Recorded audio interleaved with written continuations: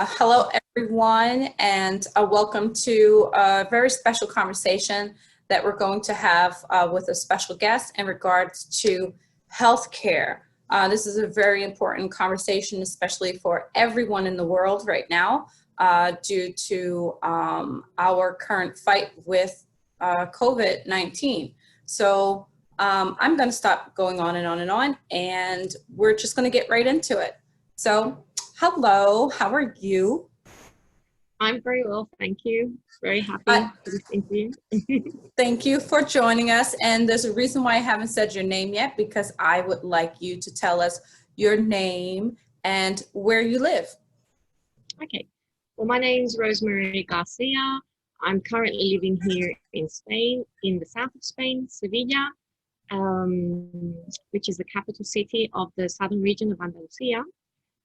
Funny enough, it was where Obama's eldest daughter came to have her gap year to practice her Spanish. Ooh, nice. And so it's quite a renowned city worldwide. Nice. Thank you. And so how is everything going? I mean, besides Spain being like so beautiful, we all know this, and we all wish, we could travel to Spain every day of our lives. But how are you all doing with COVID in Spain? Well, at the moment, I'm seeing that it's mandatory to carry the masks around, and people are abiding with the rules that the president has established. Um, Also, the social distancing, and everything's quite clean. You do notice that there are less elderly people around because they're the ones that have been mostly affected, and just a few incidents of some people that happen, of course, in all circumstances. Then they haven't been so responsible. But in the area where I'm living, we don't have such high numbers, and luckily that we have very good professionals, sanitary professionals. Well, it's been quite good at the moment. The numbers haven't been quite high. What was your peak numbers? Like, what was your apex, and where are you now, if you know that? Yeah. Well, Sevilla, unfortunately, was one of the cities in Spain. Even though it's the fourth largest city, it wasn't affected highly with the COVID. We had it, we didn't have many deaths. However, in comparison to Madrid and Barcelona, there were many. So at the moment, Spain is around 30,000 people, but that's like an approximate number. There aren't any like certain figures. Yeah. And in the area where I am at the moment, there are people that have 9 people that have COVID, so not many in my area. So 30,000, is that the total amount of cases or people who have passed away in those two cities?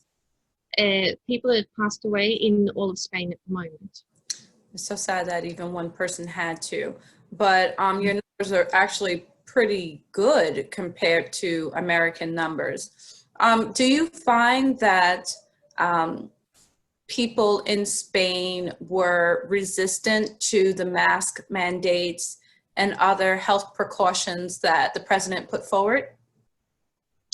At the moment, there is like an open debate of people who find it unnecessary, but the majority of the population are carrying them around without any problems. Even the young people, I was very surprised that a lot of like young people, because in the beginning they were a bit hesitant and they were even thinking that they weren't as affected like the elderly people. But there is like a debate, and it's open with people who think that it shouldn't be necessary, and the government has had to enforce even fines. So if you're like not wearing a mask, you can get like an $100 fine. Wow. So he's had to take those measures at the moment. So sad. Okay, we won't go down that road. So now Spain is a country that has a national health care system, right? In America, we hear from both sides of the aisles, Republicans and some Democrats, that the system doesn't work. And people have to wait long wait times if we were to do something like this, and it doesn't provide the best care to patients, et cetera, et cetera. Since you live in Spain and have the system, and you have used the system, correct? Yes. Are you happy with it? Are there things like, are these things that are being said here in America the issues that you do find in Spain, or no? I'm quite surprised with those comments, because as you know, Spain has the second highest life expectancy after Japan, and according to statistics, we're in the top 10 ranking of medical services. So it's quite well renowned, and a lot of people speak highly about it. I'm going to speak from my own personal experience, because originally I'm from Australia. I'm half Spanish, half Australian. So I came to Spain to finish my law degree, and back in 2012, I was diagnosed with a serious condition, and I remember going to the hospital, and I was going to receive a diagnosis, and within 48 hours, I was getting operating on.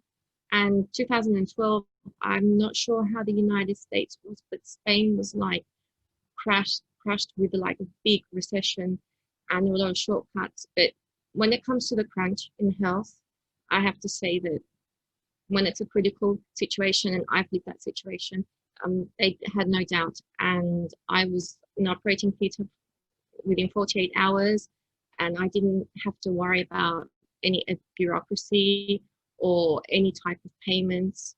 It was, you have to stay in the hospital and tomorrow you're going to get operated on. So of course, and I've gone through the process for about 4 years. In 2016, I got the all clear. But I mean, all this time, they were like very helpful, very supportive. My local GP was wonderful. And I was just surprised because the professionals knew what they were talking about. They treated me really well. And in those difficult moments, you need to be comforted. It was amazing. Of course, like any other system, there is room for improvement. And I can understand that a lot of people can have different points of view. But in my case, where I've lived so closely, I'm very happy. And I just want to make a point. She said her GP, and I'm assuming that means your general practitioner. Yes. Okay, just making sure for those out there who may not understand what those letters stand for. So what does the system cover?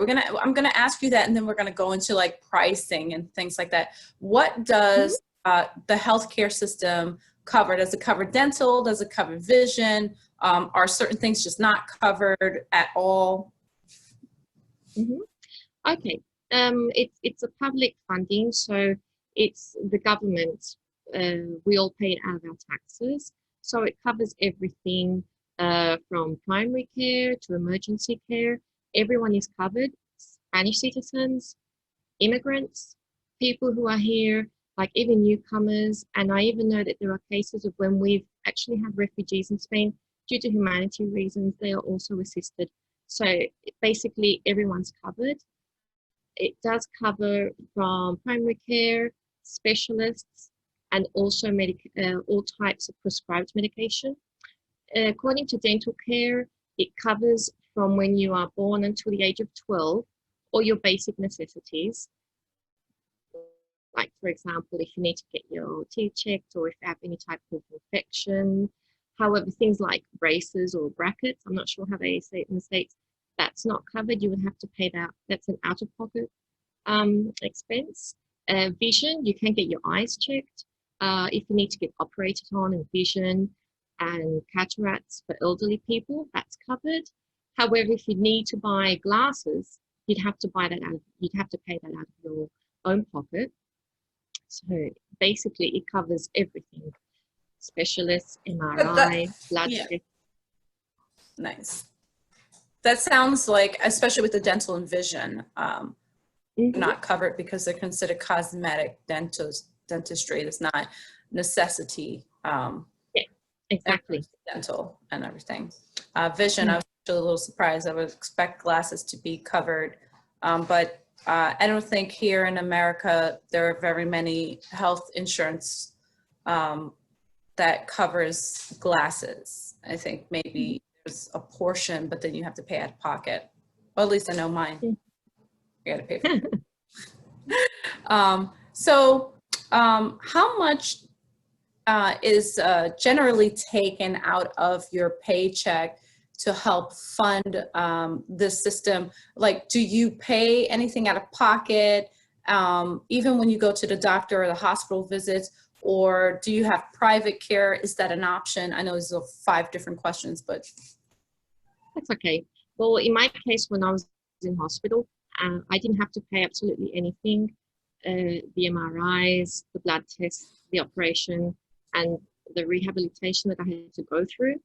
The only thing I had to do was to pay, like to commute to my local health center where the nurse was just checking up that everything was okay. And the only thing that it does come out of our taxes, and it's like progressive tax. The more you earn, the more you get to pay for all these social security costs. For example, an average wage might have to pay between 10 and 20%, I'm not sure. But if you're unemployed, you still get full coverage. And if you're an immigrant, also. So it sort of works out that everyone gets covered. Even immigrants?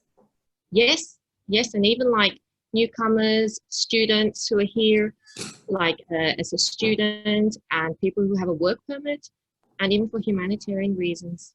Yeah. Wow. Wow.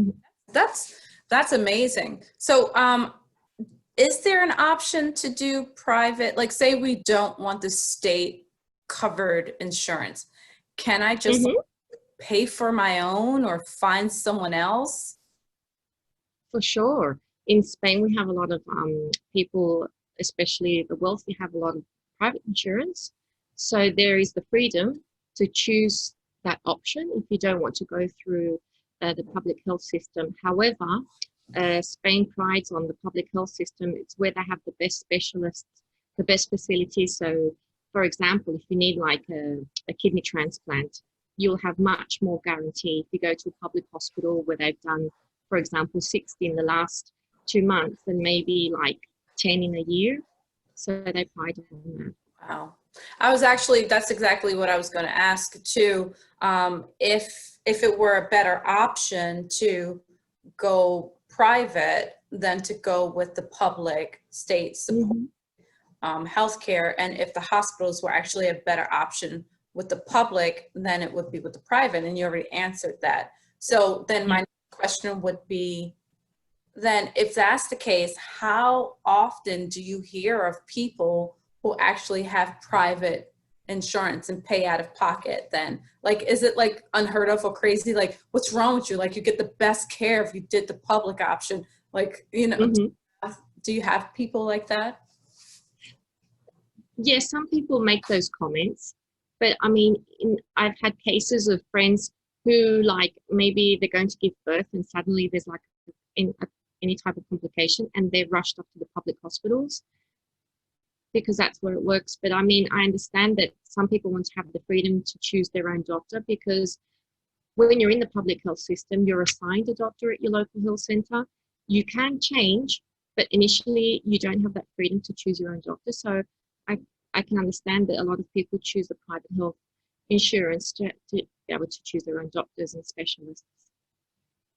And how long has this system been in place in Spain? Do you know? Well, yeah, it started in 1986 because we came out of like a dictatorship 40 years, and we're quite impoverished country in comparison to the rest of Europe. So in 1986, when there was a democracy in Spain, they decided to establish the universal health care. And from then on, they've just been growing, and now it sort of covers much more than it did initially. Because there was a big difference before. The good thing about it is that there's no difference between status quo or your financial situation. So I was surprised that where I was operated, there was like even a renowned politician getting operated by the same doctor at the same hospital. Wow. Wow. Yeah.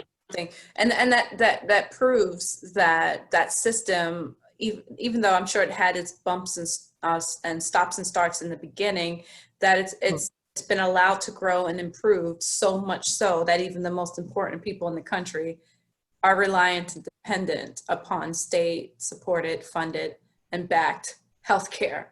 That's amazing. Yeah. That is so amazing. Mhm. I wish I can keep going. I know Paul gave us a very strict timeline. I have a lot more questions.